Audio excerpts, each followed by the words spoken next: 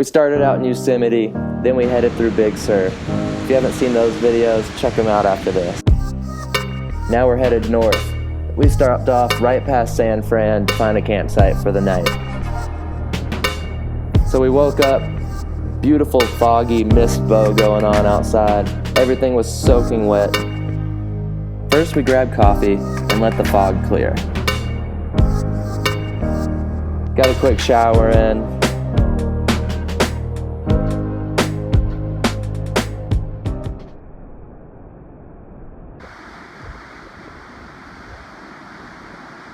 We put that campsite behind us and took off.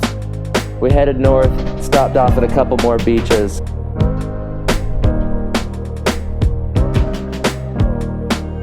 Rivers, lakes, and ocean views. We really saw it all along the way. We stopped off at another local beach to stretch our legs and dip our toes in the sand.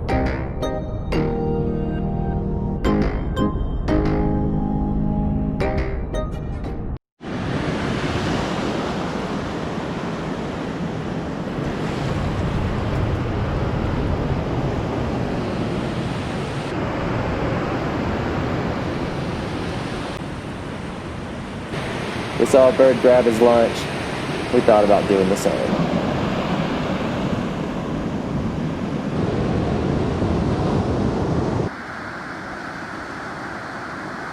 We grabbed some snacks at the car and took off.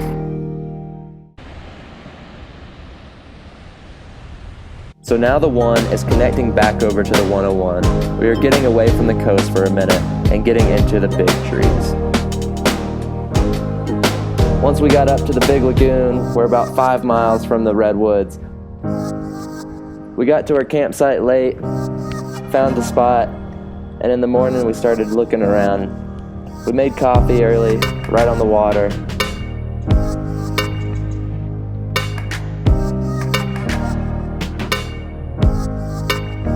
As the fog continued to roll in, we decided to head north. We went to see the biggest trees that we could have ever imagined to see. Videos will never do this justice, so you have to go see it in person.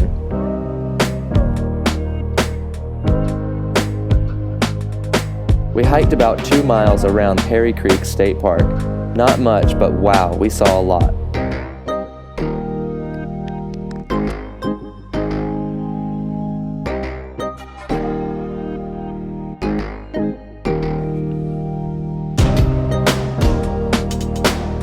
Bridges getting you across the big ravines.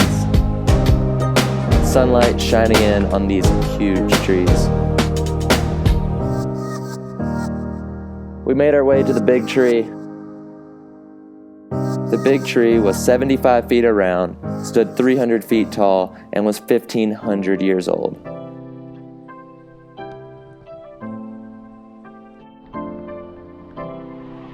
We continued hiking around the grove. Tall trees that paralleled straight out of the ground.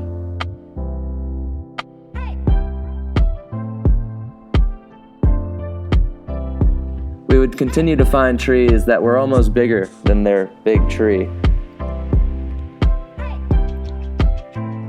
Everywhere you would look, there was more trees that just amazed you.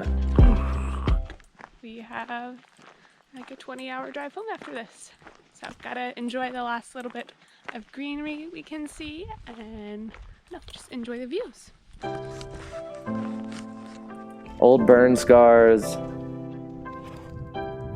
holes in trees, or just where they had fallen over and are rotting away. This tree took me 30 seconds just to walk around it, mulched from previous years and covered in fungi. Lily looks like an ant next to it. Straight out of Star Wars, I felt like I was on a different planet.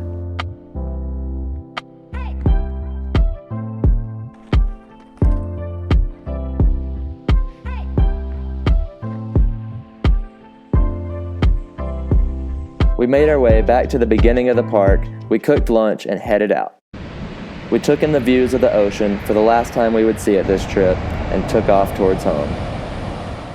Hopped on Highway 299 through Redding towards Lassen Volcanic National Park. We We have a 20-hour drive home ahead of us, and we are ready for it. We drive through all the old burn scars, seeing the destruction from last year's fire on our way to Redding. But still, you see the beauty in it all. We woke up to coffee in the morning at Lassen Volcanic National Park. Green moss covering the trees on all sides, and volcanic lakes. Reflections in the still water.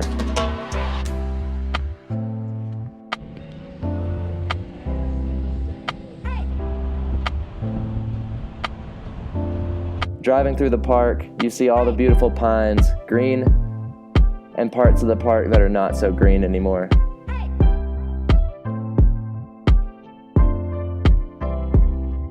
We made it to Summit Lake. It had crystal clear, still waters with reflections all around. Hop back on the road, getting more open and to a higher elevation, you can see the mountains in the distance. Rivers winding around, constantly carving these incredible mountains.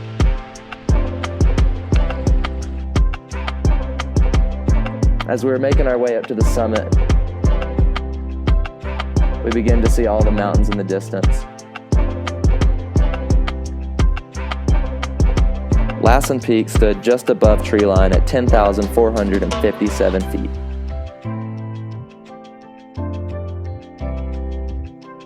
Seeing rocks of all different colors and giant mountains in the distance, Lake Helen seemed to be sitting in a crater.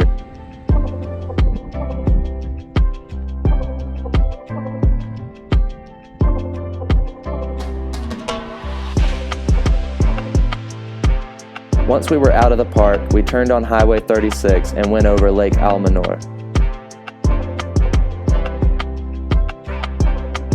Right on the outside of California, we finally hit rain again.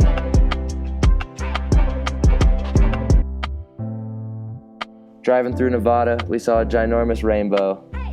And on our way home, we saw a beautiful sunset. We made our way through Salt Lake City and stopped off at one of my favorite dirt biking spots. And before you knew it, we were back in Colorado.